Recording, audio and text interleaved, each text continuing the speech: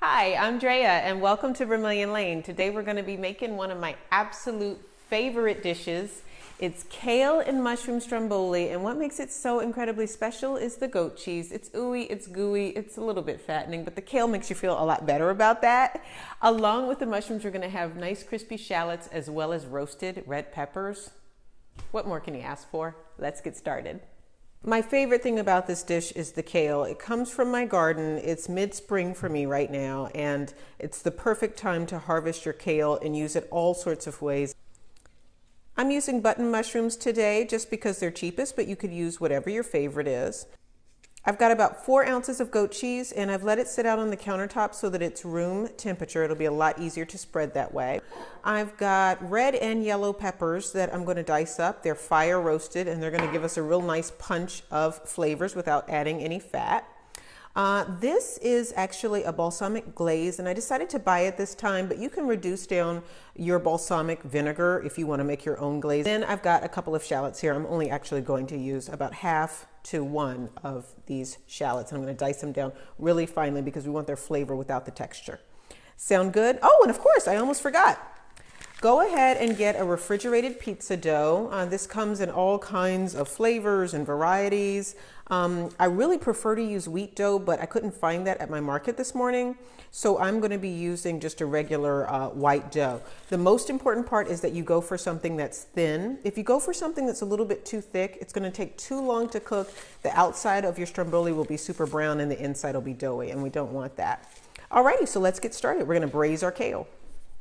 And I'm going to add a tablespoon or so of olive oil. There we go, just enough to coat the bottom of the pan. Not liberally, just very lightly. So this is easy. You just want to remove that super tough stem, making sure to keep as much of your kale as you can. You don't want to throw your hard work in the garden away, and you certainly don't want to throw your money away. Alrighty, so I'm just going to take this and bunch it up so that it's easier to chop. So I'm just going to kind of do a chiffonade, as they say on Food Network, into these lovely ribbons. And it's going to cook it down. It's going to cook down quite nicely. So we're going to lightly season this with a little bit of salt and a little bit of pepper, but not too much because the goat cheese is quite salty.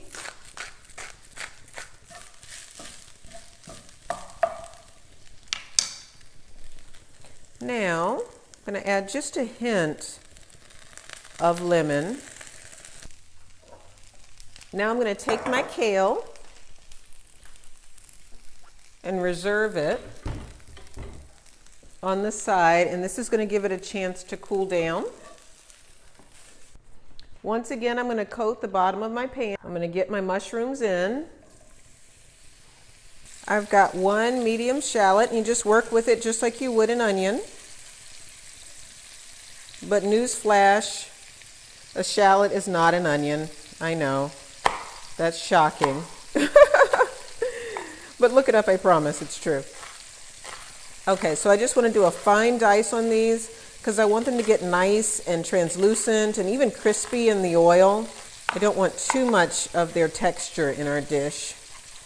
So I'm going to give them a really, really fine dice.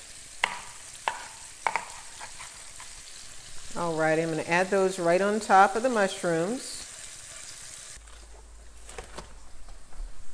In an effort to keep calories down, we're not going to be adding a traditional marinara or pesto or anything like that.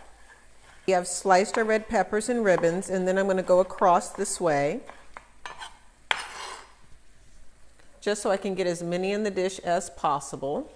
Now, because I don't want too much of that olive oil, I'm going to drain off my mushrooms and shallots.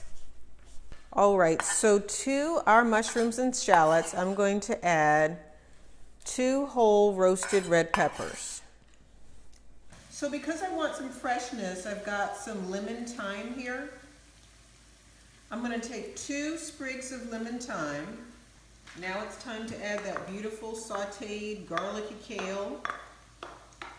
Okay, I'm gonna lay out my dough. A long circle is what you're going for.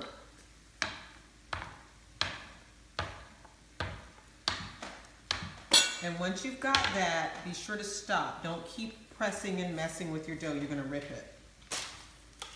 Flop it on my cookie sheet. So I'm taking fontina cheese slices. Make sure they're thin. And I'm just gonna place a few of them here and there on our dish. So now we're gonna take our goat cheese, which, as you recall, is nicely warmed on the countertop. Much easier to spread that way. And goat cheese is so expensive. I want to make sure I get every single tiny itsy bit of goat cheese out of this. So I'm going to pop in my spice drawer and grab some dried pizza seasoning and simply sprinkle that on top.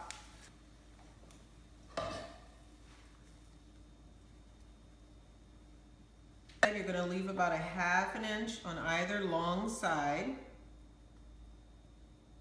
No space on the end that's closest to you because you're rolling from there, and then quite a bit of space on the end. And now it's time to get our roll on. So I'm rolling tightly from the end, and once I've got about 2 rolls in, then I'm going to fold in each side the long way only. So do you see what I mean by that? This long way. And so now I'm going to keep rolling.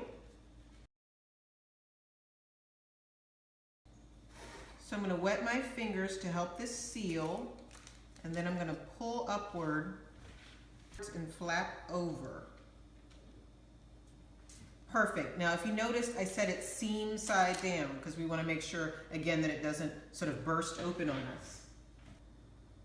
So we're going to make sure that we put a few nice slices here to allow steam to come out. Take your pizza seasoning, give it a quick shake over top. You can do like an dried Italian herbs. You can do any number of things. That one's decided to really bust open on me. I hope I won't regret that one later. I cut a little deep there. Alrighty, so this is going to go into the oven. 400 degrees until it is completely cooked through, which will be up to 30 minutes.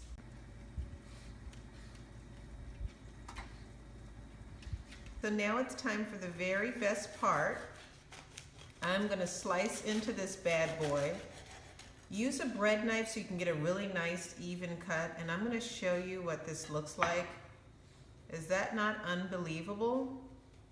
So good. So I bet you are wondering, what about that balsamic glaze? I didn't forget it. It goes right on top. How amazing is that? You're not going to miss sauce. You're not going to miss any of that. Oh my goodness. And then just for good measure, a little bit of fresh basil. Thank you so much for watching Vermilion Lane today. I hope you enjoyed the recipe, and I can't wait to hear how it turns out when you replicate it at home. Please go to vermilionlane.com to check out my blog for lots more cooking, crafts, and so much more. See you there. Bye, guys.